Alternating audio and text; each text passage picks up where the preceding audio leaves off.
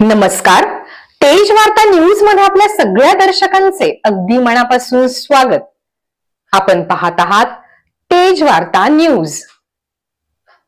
मालेगाव तालुक्यातील 3 वर्षीय चिमुरडीवर झालेल्या निर्घृण अत्याचार आणि हत्येने संपूर्ण महाराष्ट्र हादरला आहे.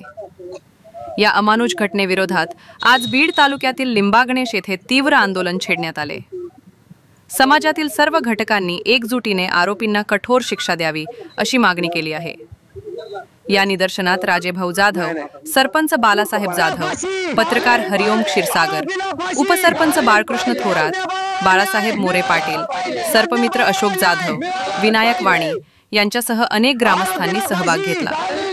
तेज वार्ता न्यूज नेटवर्क बीड.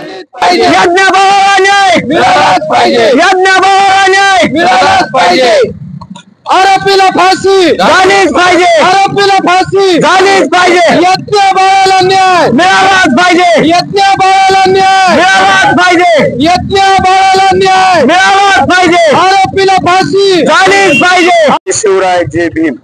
डोंगराळे तालुका मालेगाव जिल्हा नाशिक येथील यज्ञ या चिमुकलीवर जो अन्याय करून तिचा निर्गुण खून करण्यात आलेला आहे, त्या नराधमाला शीघ्र गती न्यायालयात खटला चालवून कडक शासन म्हणजे फाशी झाली पाहिजे. आणि ह्या अशा घटना वारंवार महाराष्ट्रात होत आहेत. जिजाऊ, रमाई, अहिल्या, सावित्री यांचाच महाराष्ट्र आहे का हा असा प्रश्न पडतो. अतिशय दुर्दैवी घटना आहे. आज लिंबागणेश येथील छत्रपती शिवाजी महाराज चौकात डॉक्टर गणेशरावजी ढवळे साहेबांच्या नेतृत्वाखाली या संदर्भात निदर्शनं केलेले आहेत.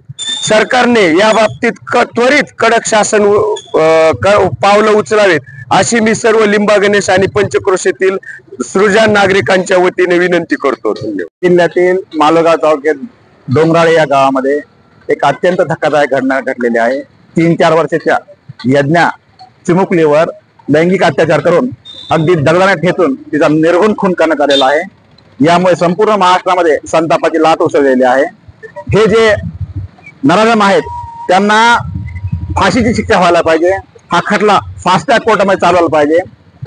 त्यांच्या पीडित जे आहेत त्यांच्या कुटुंबियांना आर्थिक आणि संरक्षण मिळालं पाहिजे. त्याचबरोबर महाराष्ट्र राज्यामध्ये ज्या महिलांवरील अल्पमुदतीवरील ज्या घटना घडत आहेत त्या अत्यंत निषेधार्ह आहेत, संतापजनक आहेत आणि प्रशासनानं या बाबतीमध्ये कठोर पावलं उचललं पाहिजे. यासाठी बीड तालुक्यातील लिंबागणेश या ठिकाणी आज सर्वांच्या वतीने निदर्शने करण्यात येऊन मुख्यमंत्री तथा गृहमंत्री माननीय देवेंद्र फडणवीस यांना निवेदन देण्यात येणार आहे.